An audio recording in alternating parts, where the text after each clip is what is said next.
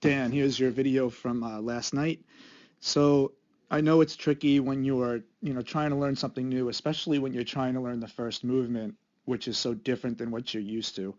But that is what power pitchers do. They are very good at getting first movement momentum.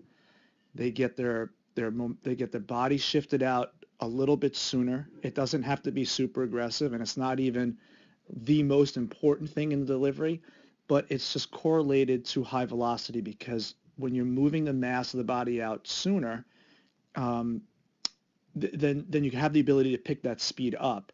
And that's really what it's about. It's about developing a base speed that is faster than normal and then being able to explode out of that fast speed into leg drive or into foot plant. Now, I put you up here in this video. I wanted to sync you up with the video that we did earlier. The earlier video was one of the first ones we took at about 6 something, and then the top video was at 6:42. So this was the last video that we took at the top, and I showed you this at your lesson. Look at the difference in your back foot position, which means now you're thinking more about syncing up both feet. So as the front foot is turning to land, you are now activating the back ankle and the back foot, the ball of the foot there, and you're now pushing forward to get last extra burst to accelerate your leg drive, to accelerate the stride of to accelerate your stride. In the bottom picture, we don't see that. We see a foot that's almost all the way down, and I have you synced up perfectly at landing. Another thing that I would like to show you here is how that lowers your center of gravity. So if I draw a line here, an angle out to your hip,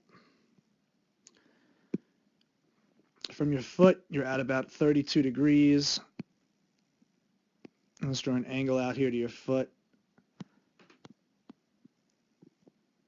And there, if I just see the foot angle to the back hip, you're at 36 degrees.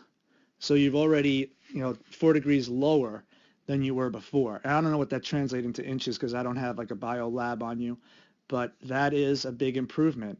The more you work on that first movement and finding that speed that's not too fast but not slow, and then being able to flex your knee in that drive, then you're going to be able to extend your stride even longer and lower your center of gravity.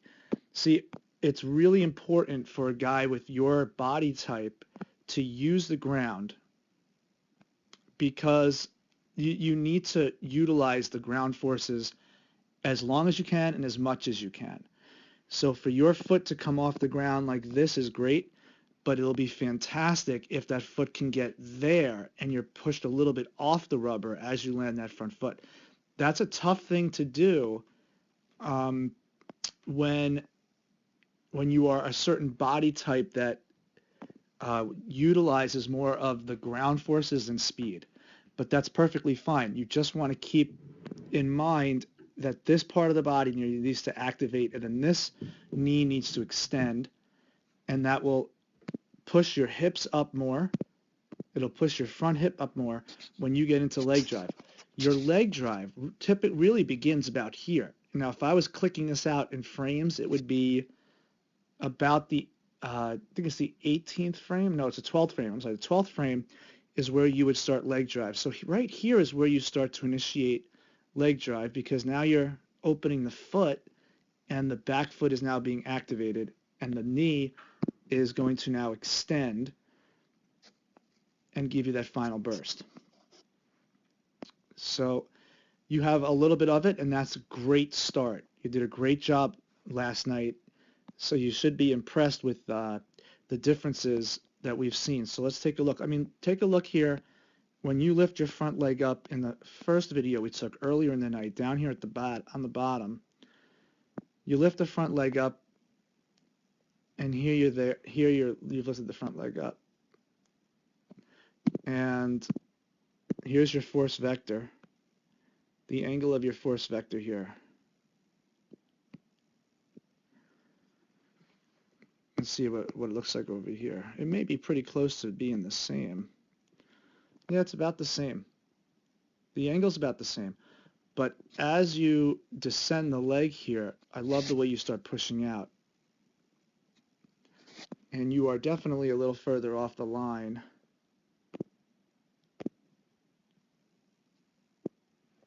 than you are down here. All right, let's just see how that translates out. Let's see where you are at handbrake. That's where you break your hands, and that's where you break your hands. So you can see the difference. Now just take a look here, the distance from your leg, your hip to that line, your hip and your leg to that line over here. Take a look at your head. So it looks a couple of inches further out, which is great. And that's kind of what you want. Now, I remember last week we also I mentioned working on syncing up your leg lift and your arms, and it looks like you worked on that. I forgot to mention that this week. But let's see, you kick your leg up and you hold your hands there, and then as the leg comes down, your arms come down. Great job with that. I actually forgot to look at that this week, but fantastic work, fantastic work. Keep doing what you're doing. Work on it little by little, and you will see a great progression here as you get going through with this. You'll find that flex in the knee. You'll find how to get that flex, how to keep the weight on the inside part of the foot and distribute it evenly from the front of the foot to the back of the foot, so it's not all sitting down on your heel, but you're still able to activate the whole foot while you're driving down the mound. Okay, I do remember talking a little bit about the winged elbows. See, when you get down here, don't worry about this week, just something that you want to keep in the back of your mind. When you get your elbows in this position here, it doesn't really foster a relaxed upper body.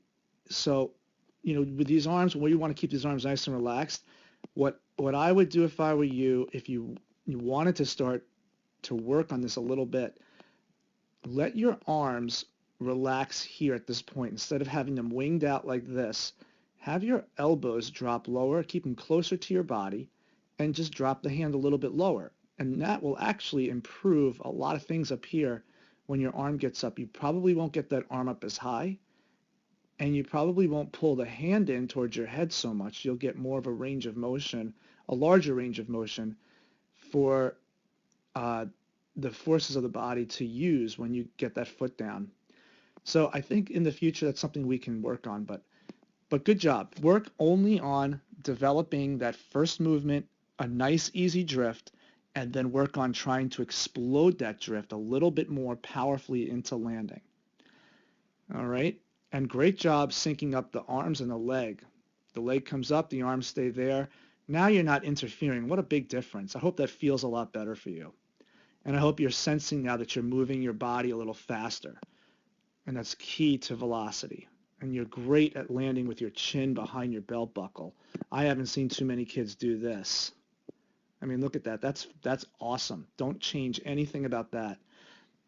You're going to be you're really going to give your trunk a lot of distance to travel and to really improve arm speed.